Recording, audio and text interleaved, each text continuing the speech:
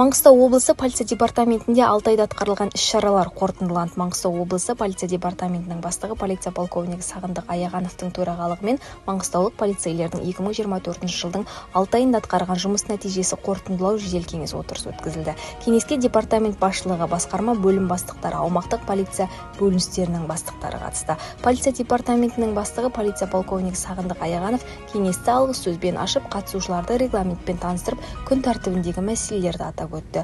Өз сөзінде ол өңірдегі жедел жағдайға тоқталып, қылмыс санының төмендегенін және жол қауіпсіздігі мен жол көлік оқиғаларының алдын алу мәселелерін де атап өтті. Ағымдағы жылдың 22 қаңтар күні өткен кеңейтілген алқа отырысындағы Қазақстан Республикасы Ішкі істер министрлігінің ескертпелері мен министрдің жаңа бағыттағы жұмысы бойынша талаптар қойылды.